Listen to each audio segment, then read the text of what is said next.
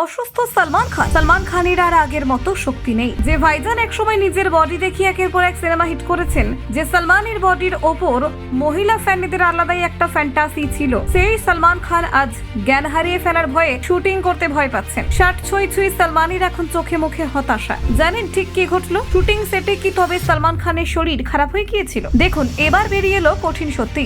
একের পর এক ছবিতে মুখ থুবড়ে পড়ছেন মেগাস্টার সালমান খান। টপের পর ফ্লপে কার্যত দিশেহারা ভাইজান। সম্প্রতি তার আগামী ছবির ঘোষণা করেন বলিউডের মোস্ট এলিজেবল ব্যাচেলর। কিছুদিন আগে নিজের অসুস্থতার কথা প্রকাশ্যে আনেন সালমান। এরই মাঝে বড় সিদ্ধান্ত সালমানের। মোটা অঙ্কের টাকার বিনিময়ে তার বান্দ্রার ফ্ল্যাট বিক্রি করে দিলেন সালমান খান। ফ্ল্যাটটি মুম্বাইয়ের পশ্চিম বান্দ্রার অভিজাত এলাকায় অবস্থিত।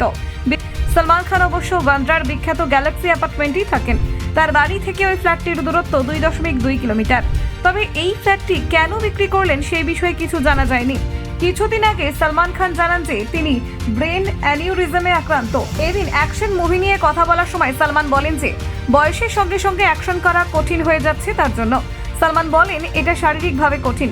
প্রতি বছর, প্রতি মাসে, প্রতিদিন এটি আরো কঠিন হয়ে উঠছে। আমাকে এখন প্রশিক্ষণের জন্য আরো বেশি সময় দিতে হচ্ছে। আগে আমি 1 বা 2 সপ্তাহের মধ্যে প্রশিক্ষণ করতাম। এখন আমি দৌড়াচ্ছি, লাথি মারছি, ঘুষি মারছি এবং এই সমস্ত কিছু করছি। এই ছবিতে এটাই প্রয়োজন। অভিনেতা আরো বলেন, আমি যখন ছবিটিতে সাইন করছিলাম তখন আমার মনে হচ্ছিল এটি অসাধারণ, কিন্তু এটি করা খুব কঠিন একটি ছবি। লাদাখে আমার 20 দিন শুট এবং তারপর 7 থেকে 8 দিন শুটিং ঠান্ডা জলে। মনে হচ্ছিল জ্ঞান হারিয়ে ফেলবো যে কোনো মুহূর্তে। আমরা এই মাসেও শুটিং করব। প্রসঙ্গত উল্লেখ্য, দীর্ঘদিন ধরেই এই কঠিন অসুখে ভুগছেন সালমান খান। অত্যন্ত বিরল রোগ বাসা বেঁধেছে তার শরীরে। এই রোগে আক্রান্ত হয়ে একটা সময় চরম কষ্টে ভুগেছিলেন সালমান। যন্ত্রণা এতটাই হতো যে বহুবার নিজেকে শেষ করে দেওয়ার কথা ভেবেছেন।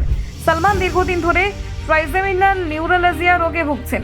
এক এমন রোগ যে রোগে যন্ত্রণা থেকে বাঁচতে রোগীরা আত্মহত্যাকে একমাত্র উপায় বলে মনে করেন। তাই অনেকে একে সুইসাইড ডিজিজও বলেন। ট্রাইটেমিনাল হলো মানুষের মুখের একটি স্নায়ু। এই স্নায়ুর কাজ ব্যক্তিকে মুখে ফুটিয়ে তোলা।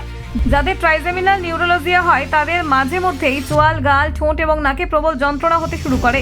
এই যন্ত্রণায় একেবারে ইলেকট্রিক শক লাগার মতো কষ্ট হয়। সেই সঙ্গে প্রচন্ড মাথা ব্যথাও থাকে। 1 লাখ জন পিছু 12 জনের শরীরে এই রোগ ধরা পড়ে।